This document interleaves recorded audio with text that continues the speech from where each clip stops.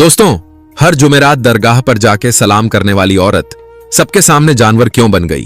आखिर वह दरगाह पर जाकर ऐसा क्या गलती करती थी जो उसे इतनी दर्दनाक सजा मिली कि वहां मौजूद लोग खौफ ए खुदा में डूब गए और देखने वाले तौबा इस्तगफार करने लगे।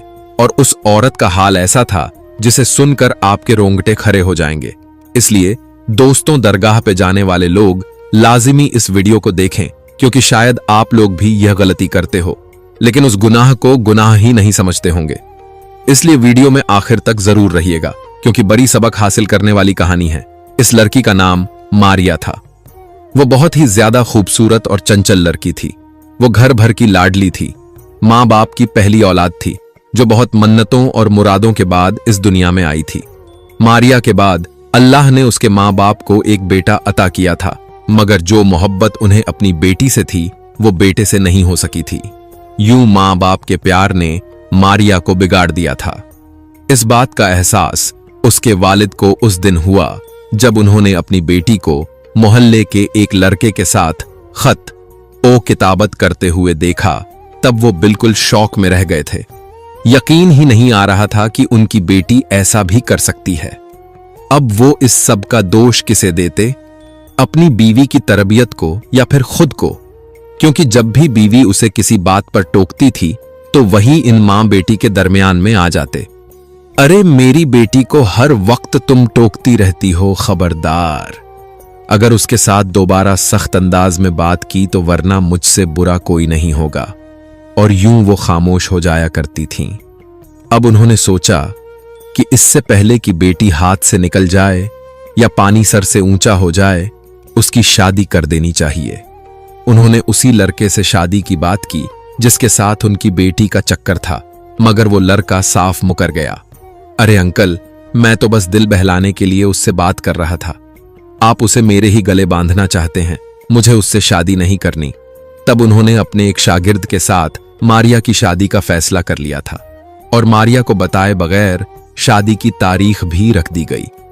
जब मारिया को पता चला तो उसने ऐतराज किया तो वो कहने लगे, बेटी, तुम मुझ पर अपना हक जतने का अख्तियार खो बैठी हो। मुझे जो बेहतर लगेगा वही करूंगा। वो दुल्हन बनकर समीर के साथ उसके घर आ गई थी। उसकी शादी के बाद ही उसके वालिद ने अपनी आंखें मूंद ली थीं और अपनी बीवी और बेटे को बेसहारा छोड़ गए थे। उनकी बीवी लोगों के घरों में काम करके अपना और बेटे का पेट पालने लगी थी। यूं मारिया का अपने मायके में मां और भाई के अलावा कोई भी नहीं था। उसकी शादी के बाद मां का रवैया उसके साथ बहुत ही ज्यादा अच्छा हो गया था। समीर एक सीधा साधा नौजवान था।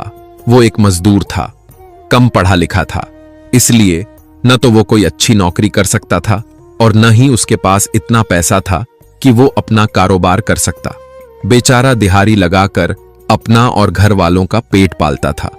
वो खुश था कि उसे इतनी खूबसूरत बीवी मिली है जो सुघर भी होगी और उसके घर को भी सजाकर रखेगी, क्योंकि उसकी मां ऐसी ही थी और बाप भी बहुत शरीफ आदमी था।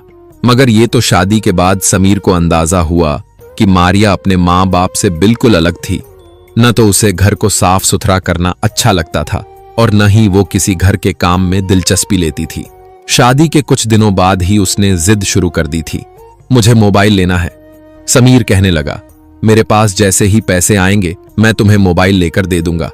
मगर मारिया अपनी बात से पीछे हटने पर तैयार नहीं थी। अभी के अभी मोबाइल लेकर दो। वो मोबाइल के जरिए से अपने उस आशिक के साथ राब्ता कायम करना चाहती थी, क्योंकि बाप ने जबरदस्ती शादी कर तो दी थी मगर वो उसे भूल नहीं पा रही थी। और ये बात समीर बिल्कुल भी नहीं जानता था। अगर उसे अंदाजा होता तो वो कभी भी उसके साथ शादी न करता। तब समीर ने अपने कुछ दोस्तों से उधार पैसे लेकर मारिया को मोबाइल लेकर दे दिया था। अरे वाह, आप कितने अच्छे हैं, इतनी आसानी से आपने मेरी बात मानी। मारिया खुश हो गई थी। मारिया की मां, जो हमेशा उससे गुस्से से ही पेश आती थी, बाप के मरने का जिम्मेदार वो उसी को ही ठहराती थी।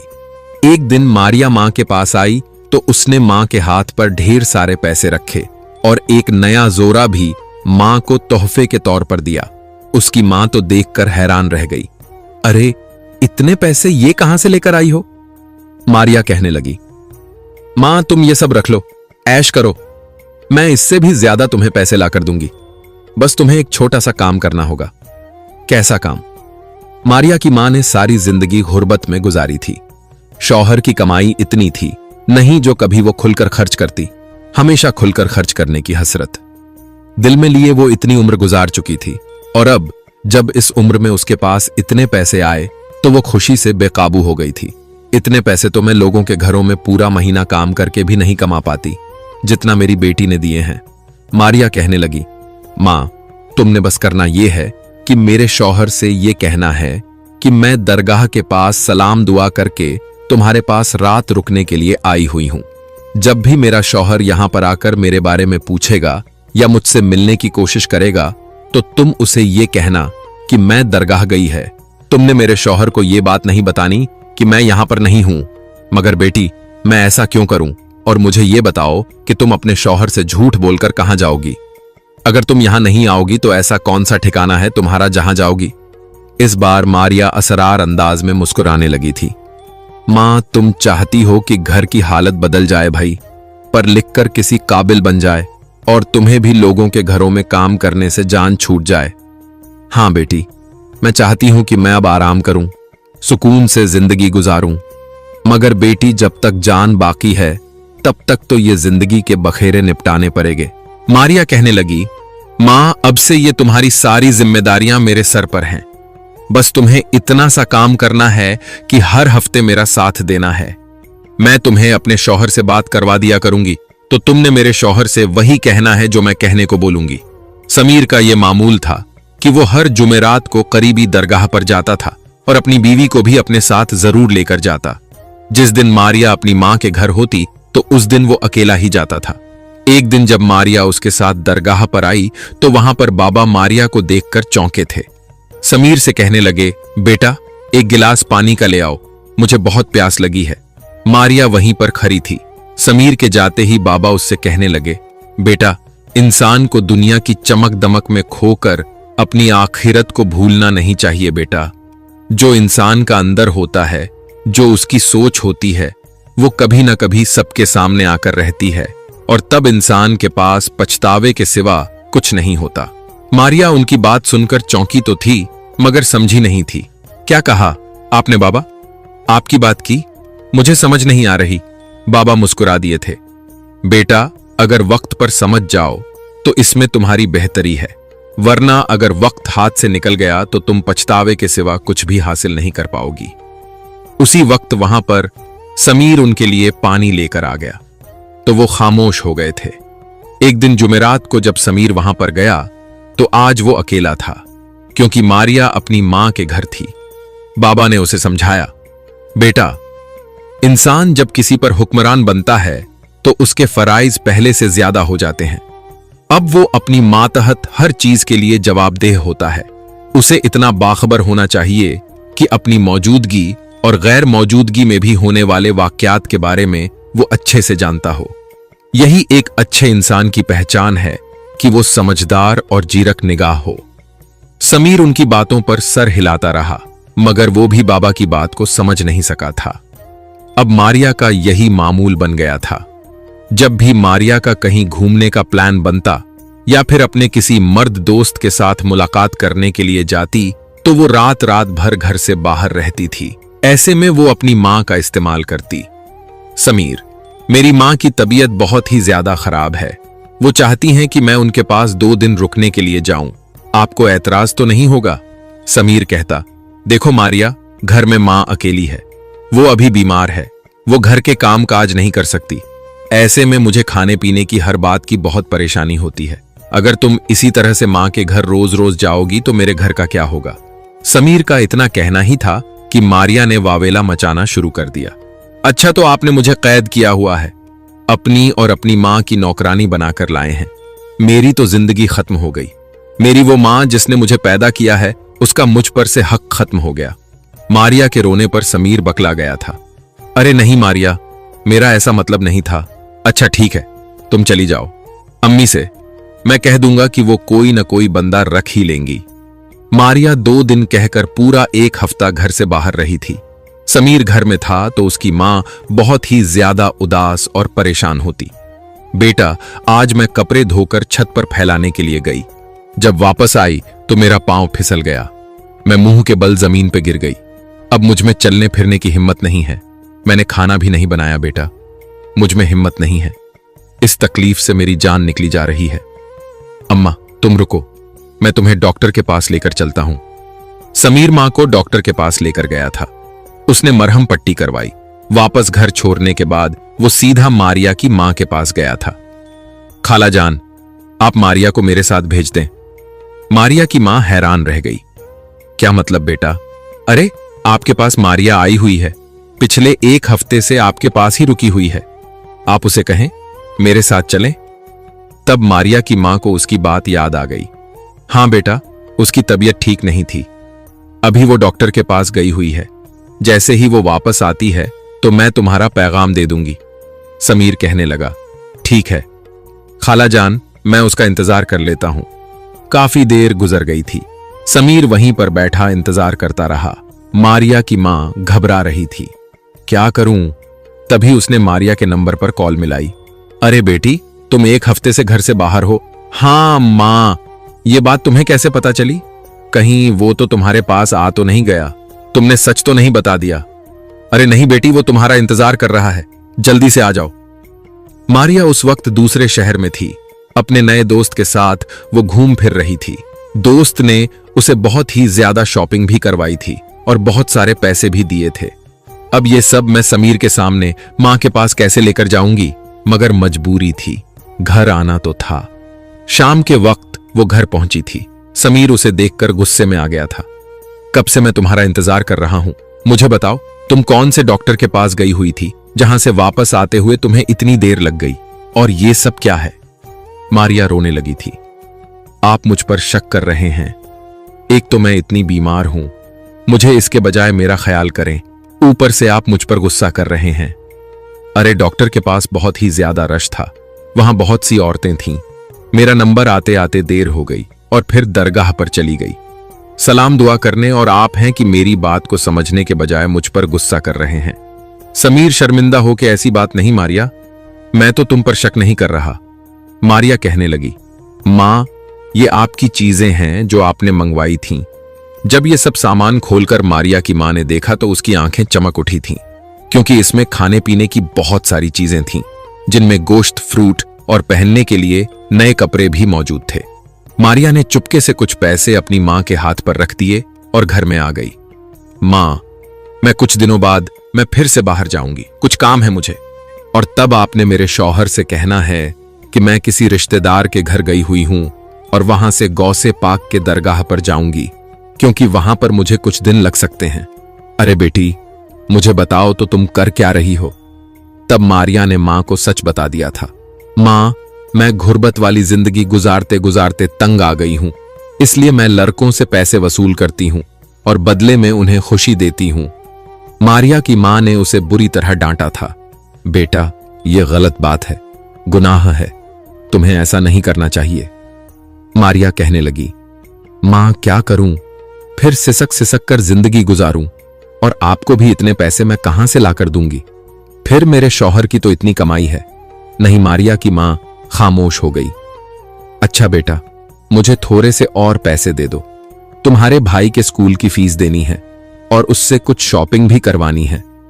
मारिया ने अपनी मां के हाथ पर मजीद कुछ पैसे रखे थे। फिर मारिया की मां उसे समझा दी। बेटी, यह गलत है। लेकिन मारिया मुंह फेर के बाहर आ गई और अपने शौहर के साथ चली आई थी। घर में अभी वो कुछ फ्रूट और खाने पीने का सामान लेकर आई थी। ये सब अम्मा ने भेजा है। मारिया की सास देखकर खुश भी हो गई। उसे दुआ देने लगी, अल्लाह तुम्हारी मां को लंबी जिंदगी दे। मगर बेटा, अपनी मां से ये सब लेना ठीक नहीं है। वो भी तो बेचारी दूसरों के घरों में काम करती है, इतनी मेहनत करती है। तुम्हें चाहिए कि मां की मदद करो, उससे ये सब लेकर उसके ऊपर भार मत डाला करो। मारिया ने सास की बातें एक कान से सुनकर दूसरे कान से निकाल दी थीं। अब सास भी मारिया के रंग ढंग देखकर हैरान थी। अरे बेटा, तुम्हारे पास ये सारा जेवर कहां से आया? हमने तो तुम्हें सिर्फ सोने की अंगूठी और झुमके ही डाले थे। तुम्हारी मां के घर से तो तुम्हें सोने का कुछ भी नहीं मिला था, फिर ये सोने का करा और ये अंगूठियां ये कहां से आईं? मारिया ने देखा तो घबरा गई। ये सब नकली हैं, असली सोने की नहीं है। मारिया की सास ने भी इसी दुनिया में जिंदगी गुजारी थी। वो अपनी बहू के रंग ढंग देखकर परेशान हो गई थी। हो न हो दाल में कुछ काला जरूर है। ये सारे जेवर तो मुझे असली लग रहे हैं। कहीं ऐसा तो नहीं कि मेरी बहू ने कहीं पर चोरी की है या डाका डाला है। मगर ऐसा कुछ बोलकर वो अपनी बहू को अपने खिलाफ नहीं करना चाहती थी। जानती थी कि उसकी बहू को तो बस एक मौका चाहिए अपनी सास के खिलाफ मोर्चा खड़ा करने का, और ऐसा ही हुआ था। मारिया परेशान हो गई थी कि कहीं मेरी सास यही मेरे लिए कोई मुसीबत ना खड़ी कर दे। इसलिए अब वो अपने शौहर को उठते बैठते अपनी सास के खिलाफ भड़काने लगी थी। उस दिन जब मारिया का शौहर घर आया तो वो दरवाजे के सामने बैठी हुई थी और फूट फूट कर रो रही थी। मेरी तो किस्मत ही खराब हो गई। या अल्लाह, तूने मेरे कैसे नसीब लिखे हैं? मुझे कैसे घर में बहू बनाकर भेजा है जहां न मेरी कदर है न इज्जत। समीर तो उसे रोता हुआ देखकर परेशान हो गया। उसके हाथ पांव फूल गए। अरे क्या हो गया मारिया, क्यों इतना परेशान हो रही हो? क्यों रो रही हो? तुम आपकी अम्मी ने मेरा जीना हराम किया हुआ है। एक तो मैं सारे घर के काम काज करती हूं, मगर फिर भी वो मुझसे खुश नहीं होती। ये कपड़े मुझे मेरी अम्मी ने लेकर दिए थे। आज मैंने ये कपड़े पहने ताकि आपके आने से पहले थोड़ा सा तैयार हो जाऊं, मगर आपकी अम्मी से ये बात बर्दाश्त नहीं होती। वो मुझ पर इल्जाम लगाने लगी कि मैंने पता नहीं कैसे ये कपड़े हासिल किए हैं। समीर को बहुत गुस्सा आया था। वो अपनी मां के कमरे में गया। अम्मी, आपको मेरी बीवी पर ऐसे इल्जाम तराशी नहीं करनी चाहिए। अरे बेटा, क्या हो गया है? इतना गुस्से में क्यों हो? और मैंने क्या इल्जाम तराशी की है तुम्हारी बीवी पर? आपने उससे कहा है कि वो चोरियां करती है, लोगों के घरों में जाकर मांगती है। समीर की मां खामोश हो गई थी। बेटा, तुम खुद अपनी बीवी के रंग ढंग देखो, अपनी आंखें खुली रखो तो तुम्हें अंदाजा होगा कि उसके पास वो सब कुछ मौजूद है जो तुमने कभी उसे लेकर नहीं दिया, और वो सब लेकर देने की तुम्हारी औकात भी नहीं है। उसके पास वो कीमती कपड़े, वो सोने के जेवर, वो सब कहां से आ रहा है? मगर समीर पर तो अपनी बीवी की झूठी मोहब्बत की पट्टी बंधी हुई थी। वो उसके साथ ऐसे मोहब्बत से पेश आती जैसे कि उसके अलावा दुनिया में कोई और सगा न हो, जबकि समीर अपनी बीवी की असलियत जाने बिना उस पर अपना प्यार लुटाए जा रहा था। उसकी मां बार बार उसे समझाती, बेटा, मुझे तुम्हारी बीवी के रंग ढंग ठीक नहीं लग रहे हैं। उसका हर हफ्ते दरगाह जाना और मां के घर जाना और हर वक्त मोबाइल पर लगी रहना, बेटा यह सब ठीक नहीं है। अच्छी लड़कियों के यह तौर तरीके नहीं होते। एक दिन जब मारिया 2 दिन के लिए अपनी मां के घर गई तो समीर की मां कहने लगी, चलो हम बहू के घर चलते हैं, उसे बुलाते हैं। कितना वक्त हो गया मेरी उसकी मां से मुलाकात नहीं हुई। वो दोनों उसके घर पहुंच गए और जिस बात का समीर की मां को शक था वही हुआ। मारिया तो उनके घर नहीं आई थी और इस बार उसने अपनी मां को इत्तला भी नहीं दी थी। मारिया की मां उनको देखते ही कहने लगी, अरे आप लोग अकेले आए हैं, मारिया नहीं आई आपके साथ। मारिया की मां की इस बात पर वो दोनों एक दूसरे को हैरान नजरों से देखने लगे थे। मारिया तो 2 दिन से घर पर नहीं है, वो तो आपकी तरफ आई थी। समीर की मां की बात पर मारिया की मां वो हकलाकर बोली, हाँ, वो मेरे पास ही थी। कुछ देर पहले ही वो घर गई थी कि मैं अब अपने घर जा रही हूं। शायद वो अपने किसी सहेली से मिलने के लिए गई होगी और वह कह रही थी कि हो सके तो गौसे पाक का रोजा का जियारत करने जाएगी। फिर कमरे में आने के बाद समीर की सास ने जल्दी से मारिया को फोन किया था। मारिया भी सुनकर घबरा गई। अम्मी, ये बहाना कर देती, मैं किसी रिश्तेदार के घर गई हुई हूं, कल वापस आऊंगी।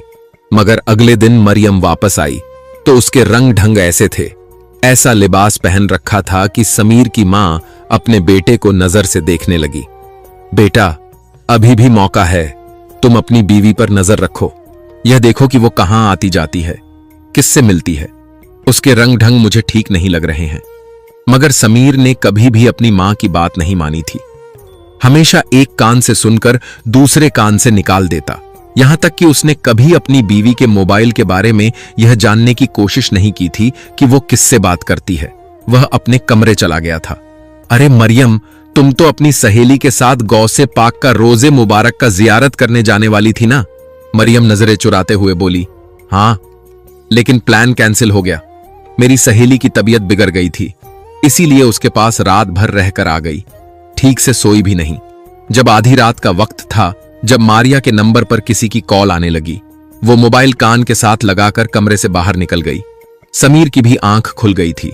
वो परेशान हो गया। अगर उसकी मां की कॉल थी तो उसने मेरे सामने क्यों नहीं बात की? ऐसी कौन सी बात थी जो यह मेरे सामने नहीं कर सकती थी? समीर उसके पीछे बाहर आया। तब जो कुछ उसने सुना, उसके पांव के नीचे से जमीन निकल गई थी। उसकी बीवी अपने पुराने आशिक से फोन पर बात कर रही थी। उससे मिलने के लिए बेताबी का इजहार कर रही थी। उससे मोहब्बत का ऐसे दिलकश अंदाज में इजहार कर रही थी जो आज तक उसने कभी अपने शौहर से भी नहीं की थी। इससे ज्यादा समीर के लिए सुनना मुमकिन नहीं था। वो कमरे में आया तो सदमे से उसकी हालत खराब थी। उसकी आंखों से आंसू बह जा रहे थे। या अल्लाह, यह मेरे साथ क्या हो गया? मेरी बीवी मुझे धोखा देती रही और मुझे इसके बारे में खबर तक नहीं हो सकी। मेरी मां हमेशा इसके बारे में मुझे बताती रही कि यह अच्छी औरत नहीं है, मगर मैंने अपनी मां की बातों पर यकीन नहीं किया। हमेशा अपनी बीवी को ही सही समझा, मगर अब नहीं। अब मैं इस औरत को अपने घर से निकाल दूंगा। अगले दिन मारिया ने बताया कि वो उसके बच्चे की मां बनने वाली है। तब समीर खामोश हो गया। अब मुझे क्या पता यह बच्चा मेरा है या उसके किसी आशिक का। उसने यही बात मारिया से पूछी तो मारिया रोने लगी। उसके वहम ओ गुमान में भी नहीं था कि उसका शौहर कभी उसके बारे में यह सब जान जाएगा। रोते हुए कहने लगी, मुझे तो अरसा हुआ, कभी किसी से नहीं मिली। मुझे आज तक किसी ने छुआ तक नहीं। मेरी बस उससे फोन पर ही बात हुई है। मैं कभी नहीं मिली। मुझ पर यकीन करो। उसने झूठा कुरान पाक उठा लिया था।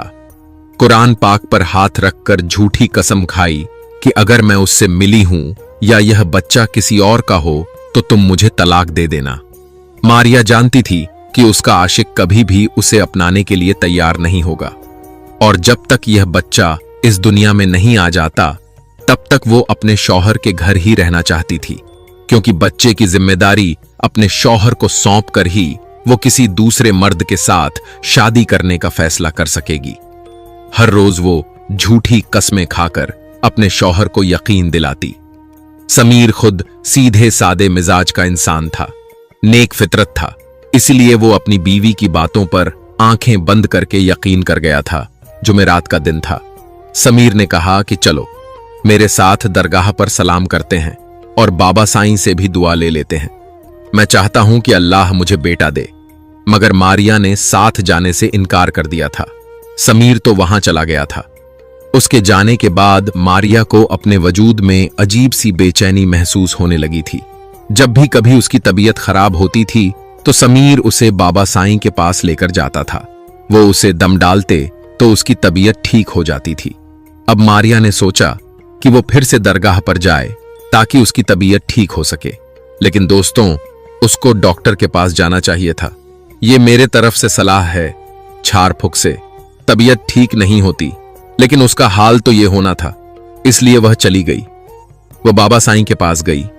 बाबा साईं, मेरी तबीयत खराब हो रही है, अजीब सी बेचैनी फैल रही है, पूरे वजूद में आप मुझे कोई दम डालें ताकि मेरी तबीयत ठीक हो सके। बाबा साईं ने उसे गुस्से से देखा। तुम्हें मैंने समझाया था, लड़की तुमने मना किया था, मगर तुमने मेरी बात नहीं मानी और अब तुम अपनी सजा के लिए तैयार हो जाओ। उनकी आवाज में ऐसी दहशत थी, इतना दर्द था कि मारिया बिल्कुल अपनी जगह पर सुन्न होकर रह गई। कैसी बातें कर रहे हैं आप साईं बाबा? आपकी कोई बात मुझे समझ में नहीं आ रही। प्लीज मेरी मदद करें, मुझे अजीब सी बेचैनी हो रही है। देखते ही देखते उसकी हालत बिगड़ने लगी थी। वो बुरी तरह चिल्लाने लगी। आसपास जो लोग थे वो वहां पर भाग कर आ गए थे। अरे क्या हुआ है? इस लड़की को क्यों इतना चिल्ला रही है?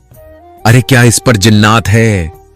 देखते ही देखते जब मारिया की हालत बिगड़ने लगी, उसका हुलिया एक जानवर की शक्ल में बदलने लगा। उसके बड़े बड़े नाखून निकल आए थे, पूरे जिस्म पर बड़े बड़े बाल आ गए थे, और अब वो बिल्कुल किसी चौपाए के अंदाज में जमीन पर खड़ी हो गई थी। उसका चेहरा भी बहुत भयानक था। उसे देखकर लोग चिल्लाने लगे, अरे इस लड़की पर जिन्नात का साया है कि जो उसकी ऐसी हालत हो गई है। कौन है यह लड़की? कुछ लोगों ने मारिया को पहचान लिया था। अरे यह तो अपने समीर की बीवी है, बुलाओ समीर को, ताकि वो अपनी बीवी को घर ले जा सके और उसका इलाज करवा सके। बेचारी, पर जिन्नात ने कैसा असर किया है। तब बाबा साईं गुस्से से चिल्लाए, इस औरत पर कोई जिन्न नहीं है, बल्कि इसे अल्लाह की तरफ से अजाब मिला है जो इसने गुनाह किए, शौहर की नाफरमानी की, जिस तरह से उसकी जिंदगी को अजियतनाक बनाए रखा और जिस तरह से उसकी इज्जत की हिफाजत नहीं की, उसे धोखा देती रही और अल्लाह और औलिया के नाम पर जो कबीरा गुनाह किया है उसी के तौर पर सजा इसको इस जानवर की शक्ल में बदल दिया है और अब मरते वक्त तक यह इसी हालत में रहेगी। तब वहां पर समीर भी भागते हुए आया था। यह सब क्या है? साईं बाबा कहने लगे, बेटा, यह तुम्हारी बीवी है जिस पर अल्लाह ने अपना अजाब नाजिल किया है, ताकि वो इस दुनिया के लोगों को बता सके कि जो कोई उसकी हद को तोड़ता है और गौसे पाक के नाम पर गुनाह किया और जो अपने सगे महरम रिश्तों की इज्जत को खराब करता है, तो उसे दुनिया में कैसी भयानक सजा दी जाती है। सोच लो बेटा, इसे दुनिया में यह सजा मिली है, तो मरने के बाद इसका अंजाम क्या होगा? मारिया बुरी तरह चिल्लाए जा रही थी। वो रो रही थी, तड़प रही थी। उसकी हालत देखकर समीर की आंखों में आंसू आ गए थे। साईं बाबा, मुझे समझ नहीं आ रही कि मेरी बीवी ने आखिर ऐसा क्या किया है जो यह सब हुआ है। उसके साथ साईं बाबा कहने लगे, इसकी मां को बुलाओ ताकि वो भी सबका हासिल कर सके। उसने अपनी मां होने का हक़ अदा नहीं किया, उसने इसकी अच्छी परवरिश नहीं की, उसने अच्छे बुरे की तमीज नहीं सिखाई, बल्कि उसके हराम के पैसे को लुटाती रही। उसे बुलाओ ताकि वो भी देख सके कि उसका अंजाम भी इससे ज्यादा बुरा होगा। मारिया की मां को वहां पर बुला लिया गया था और वो चिल्लाकर बेहोश हो गई थी। उसे होश में लाया गया। बाबा कहने लगे, बताओ क्या किया था तुम्हारी बेटी ने, ऐसा जो इसे यह सजा मिली है? अपने मुंह से सब कुछ बता दो, ताकि इन लोगों को भी सबका हक हासिल हो सके और इस गुनाह से सब लोग बच सकें। रोते हुए कहने लगी, मेरी बेटी अपने शौहर की अमानत में खयानत कर रही थी। पैसे के लालच में वो गैर मर्दों से ताल्लुकात बनाए हुए थी। उन्हें वो सब कुछ दे रही थी जो सिर्फ उसके शौहर का हक था। उन्हें मोहब्बत वक्त अपना जिस्म, मेरी बेटी को यह सब नहीं करना चाहिए था और ये काम करने के लिए औलिया के मजार जाने के बहाना से करती थी। और मैं मां थी, मुझे उसे इस सब से रोकना चाहिए था, मगर मैं भी लालच में अंधी हो गई। मैंने अपनी बेटी को इस सब से नहीं रोका। अल्लाह मुझे माफ कर दे, या अल्लाह मेरी बेटी को इस अजाब से निजात दे। समीर फूट फूट कर रो पड़ा था। क्यों आप लोगों ने ऐसा क्यों किया? मुझे इतना दुख दिया, इतना बड़ा धोखा दिया। मैं उसके लिए दिन रात काम करता, मेहनत मजदूरी करता, और इसने मुझे यह सिला दिया कि यह मेरी इज्जत की हिफाजत भी नहीं कर सकी। इसके साथ मैंने सच्ची मोहब्बत की थी, आंखें बंद करके यकीन किया था, मगर इसने मेरे साथ क्या किया? और आप तो मां थी, आपको इसे अच्छे बुरे की तमीज सिखानी चाहिए थी। मारिया की मां तो रो रो कर अपनी हालत खराब कर चुकी थी। बाबा साईं कहने लगे, देखिए, आप लोगों ने जो औरत अपने शौहर की नाफरमानी करती है, उसके अमानत में खयानत करती है, तो उसका अंजाम क्या होता है? मारिया चिल्लाते हुए वहां से भाग गई थी। बाबा साईं कहने लगे, अब जब तक यह जिंदा है तब तक यह इसी तरह से ही रहेगी, इसी अजाब में फंसी रहेगी। समीर कहने लगा, यह तो मेरे बच्चे की मां बनने वाली थी, मेरे बच्चे का क्या होगा? बाबा साईं कहने लगे, वो तुम्हारा बच्चा नहीं था, ना जाने उसका बाप कौन होगा, और अब इस बच्चे का क्या होगा, यह तो अल्लाह ही बेहतर जानता है। बेटा, हम इसमें क्या कर सकते हैं? समीर ने अपनी बीवी को खोजने की बहुत कोशिश की थी, मगर वो जंगल में कहीं गुम हो गई थी। उसने दोबारा अपनी बीवी की शक्ल नहीं देखी। एक हफ्ता गुजरा तो समीर को अपनी बीवी की लाश जंगल के बाहर से मिली थी।